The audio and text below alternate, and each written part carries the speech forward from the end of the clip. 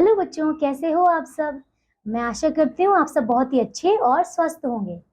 तो चलिए, आज की कक्षा में हम शुरू करने वाले हैं हमारा अध्याय नंबर 8 और इसका नाम है समास। ठीक है, तो चलिए शुरू करें। समास का कार्य है शब्दों के आकार को छोटा कर उसी अर्थ का एक नया शब्द बना देना। तो देखिए, समास का हम क्या करने वाले हैं। ये कुछ इस प्रकार के शब्द होंगे जो क्या होंगे, जो क्या करता है, शब्दों के आकार को छोटा कर देगा। ठीक है, चलिए देखते हैं। जिस प्रकार उपसर्ग और प्रत्ययों के योग से शब्दों की रचना होती है, उसी प्रकार दो या उससे अधिक शब्दों के योग से भी नए शब्द बनते हैं। इन शब्दों में आपस में कुछ संबंध होना आवश्यक है। देखिए, इसकी परिभाषा क्या है समास की। परस्पर संबंध रखने वाले दो या दो से अधिक शब्दों के मेल को समास कहते हैं। जैसे गंगा जल। अब देखिए, गंगा जल किससे बना है, गंगा का जल, है ना। मतलब गंगा का जल एक पूरा वाक्य है, हमने इसको छोटा कर दिया है और ये बोल दिया हमने गंगा जल। इसी प्रकार, ठीक है, इसे क्या कहते हैं, ज्ञान युक्त आदि। अब ज्ञान युक्त, देखिए ज्ञान से युक्त क्या बोलेंगे हम उसे, ज्ञान युक्त। ठीक है, इसी प्रकार देखिए समस्त पद, मतलब समास करते समय वाक्यांशों में पदों के बीच से विभक्ति चिन्ह आदि हटा देते हैं। ऐसा समास युक्त पद समस्त पद कहलाता है। ठीक है, जैसे कि पराधीन, उद्योगपति, हथकड़ी आदि, ये सारे किसके उदाहरण है, समस्त पद के। फिर है समास विग्रह, मतलब समस्त पद को पुनः पहले जैसी अवस्था में लाना, ने अलग करना समास विग्रह कहलाता है। जैसे कि देश के लिए भक्ति, क्या बोलेंगे हम इसे, देशभक्ति।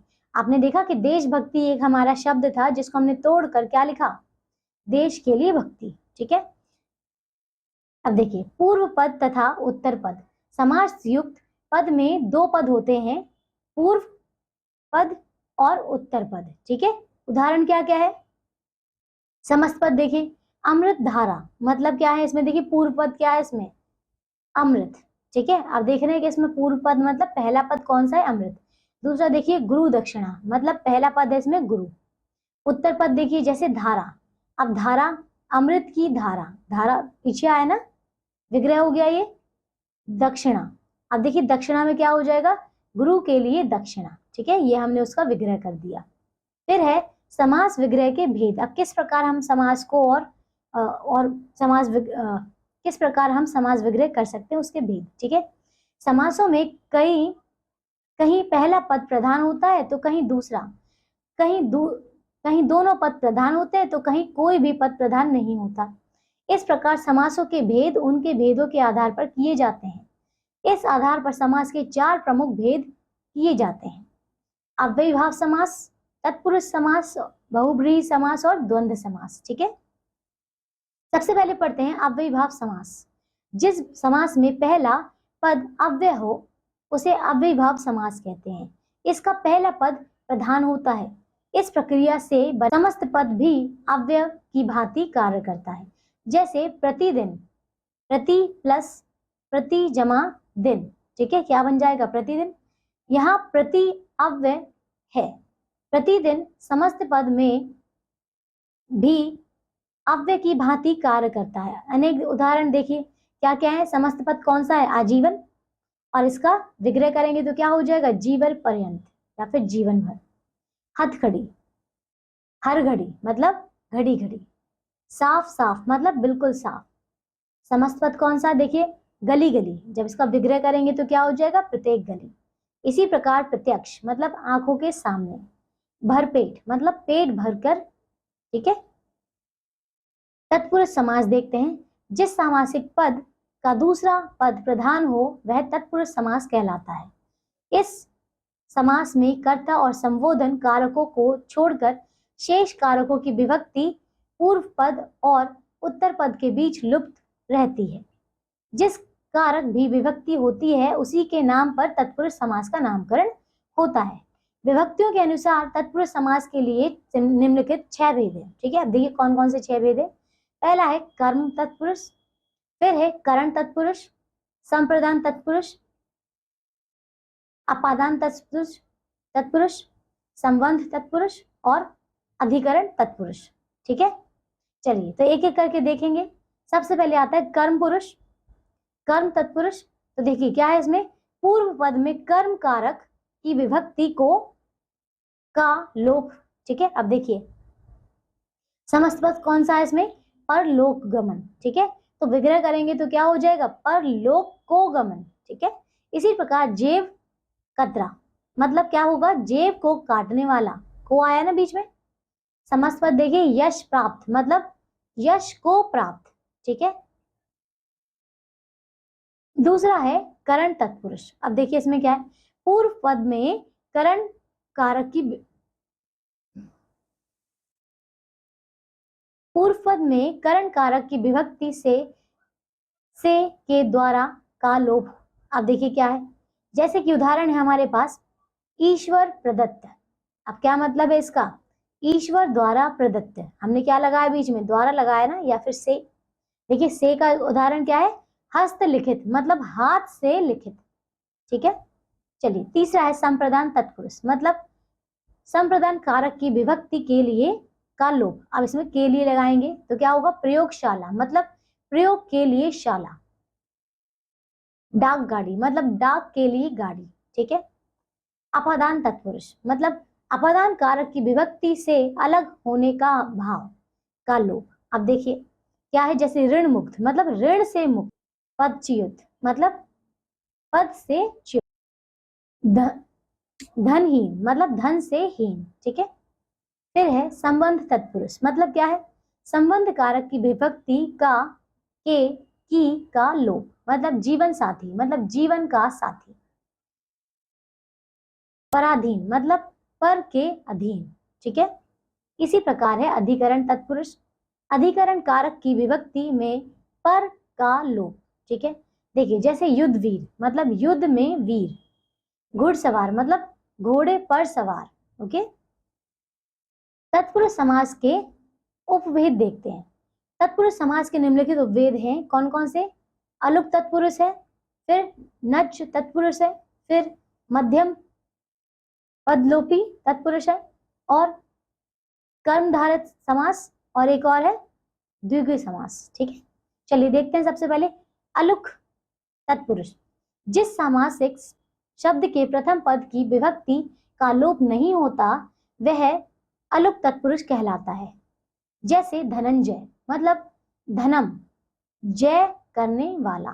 ठीक है, खेचर, आप देख रहे हैं खे का मतलब क्या होता है, आकाश में, मतलब आकाश में विचरने वाला। ठीक है, युधिष्ठिर, मतलब युद्धि, युद्धि मतलब होता है युद्ध में, तो इसका मतलब क्या हुआ, युद्ध स्तर। ठीक है, चलिए फिर आता है नच, नज्ञ तत्पुरुष। ठीक है, देखिए इसमें क्या है, जहां निषेध के अर्थ में आ अथवा अन का प्रयोग होता है वहां नज्ञ तत्पुरुष होता है। ठीक है, वहां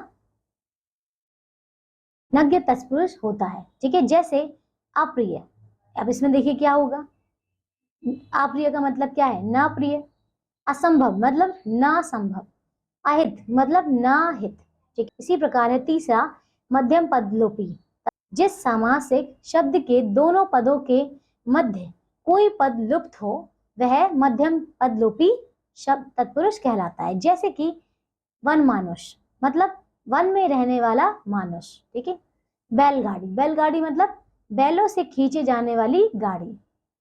ठीक है, फिर चौथा है कर्मधारय समास, मतलब जिस समास में दोनों पदों में विशेषण विशेष्य अथवा उपमेय उपमान संबंध होता है उसे कर्मधारय समास कहते हैं। जैसे जब पूर्व पद विशेषण हो, देखिए कुछ उदाहरण है हमारे पास, महादेव, जब इसका विग्रह करेंगे तो क्या हो जाएगा, महान है जो देव। ठीक है, नीलगाय, नीलगाय का विग्रह क्या होगा, नीली है जो गाय। नील गगन मतलब नीला है जो गगन। ठीक है, चलिए फिर आता है उपमान उपमेय समस्त पद, और इसका विग्रह देखते हैं। तो देखिए क्या उदाहरण है, करकमल, कर कमल। ठीक है, तो इसका विग्रह क्या हो जाएगा, कमल के समान कर। भुजदंड मतलब दंड के समान भुजा। क्रोधाग्नि मतलब क्रोध रूपी अग्नि। ठीक है। फिर आता है पांचवा द्विगु समास। जिस सामासिक शब्द का पूर्व पद संख्यावाचक विशेषण हो और किसी समूह का बोध कराता हो उसे द्विगु समास कहते हैं। जैसे चौराहा। ठीक है, चार समूहों, चार राहों का समूह। चवन्नी मतलब चार आनों का समूह। इसी तरह पंचवटी मतलब पांच रत्नों का समूह। नवरात्र मतलब 9 रात्रियों का समूह। ठीक है। फिर आता है तीसरा बहुब्रीहि समास। ठीक है, जहां पूर्व पद और उत्तर पद मिलकर किसी तीसरे पद की ओर संकेत करते हैं वहां बहुब्रीहि समास होता है। जैसे एक दंत मतलब अर्थात एक दांत वाला जो गणेश। ठीक है, यहाँ एक और दंत में से कोई एक प्रधान या गौण नहीं है, बल्कि ये दोनों पद मिलकर किसी तीसरे पद गणेश जी के लिए प्रयुक्त हो रहे हैं। आप देख रहे हैं कि हमने दो अलग अलग शब्दों को मिलाकर किसी तीसरे के लिए एक नया शब्द बनाया है। अंततः बहुब्रीहि समास में पहला या दूसरा कोई भी प्रधान नहीं होता। ठीक है। अन्य उदाहरण क्या क्या है? नीलकंठ। नीलकंठ में देखिए नीला है कंठ जिसका, तो ऐसे कौन है? शिव जी है ना। चक्रधर मतलब चक्र धारण करने वाला। चक्र धारण करने वाले कौन होते हैं? कृष्ण जी होते हैं।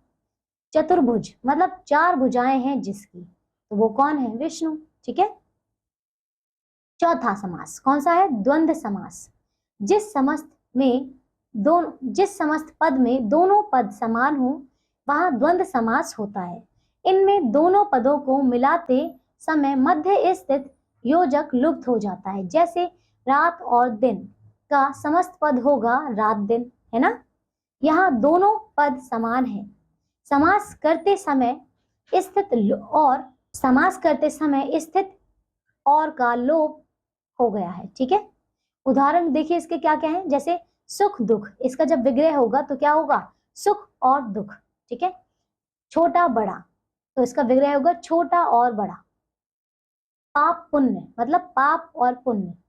देश विदेश मतलब देश और विदेश। ठीक है। चलिए फिर आता है कर्मधारय और बहुब्रीहि समास में अंतर। अब देखिए दोनों में अंतर क्या है।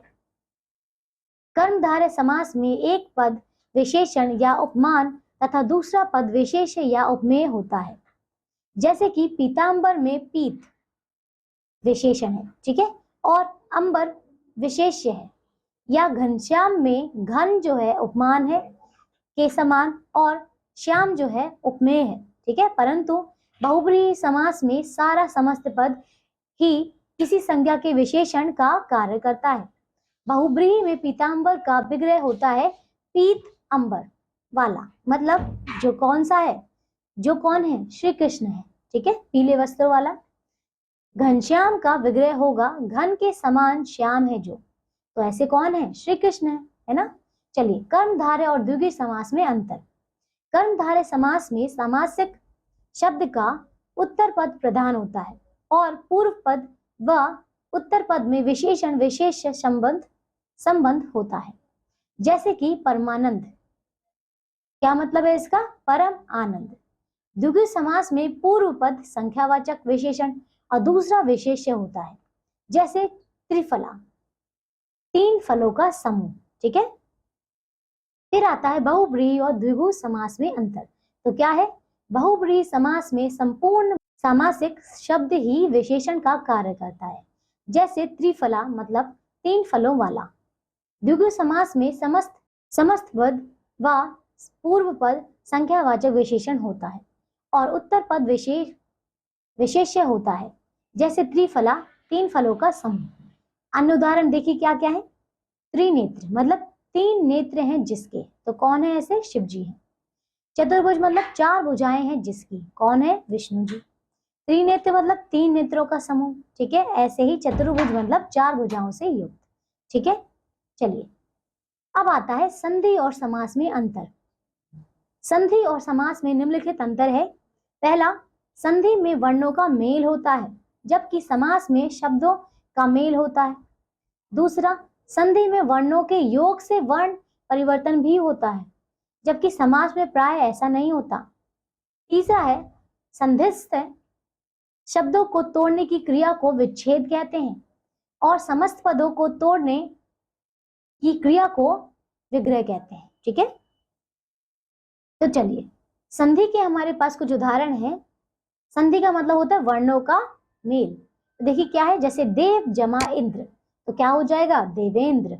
ठीक है, इसी प्रकार अति जमा अधिक, तो क्या हो जाएगा अत्यधिक। और फिर है समास के उदाहरण।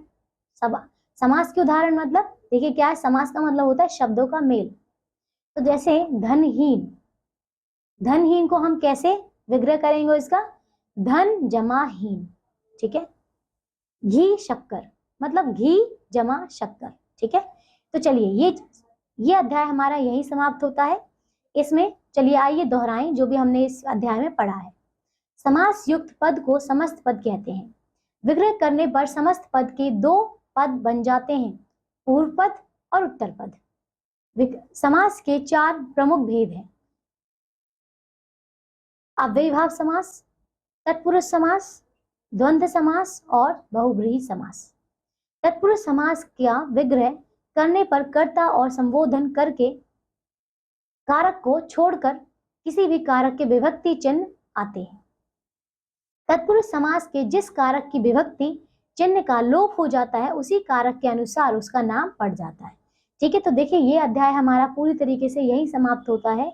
आशा करती हूँ आप सबको ये अध्याय अच्छे से समझ में आया होगा। तो अब हम मिलेंगे अगली क्लास में एक नए अध्याय के साथ में। तब तक के लिए आप सब अपना ध्यान रखिए और स्वस्थ रहिए।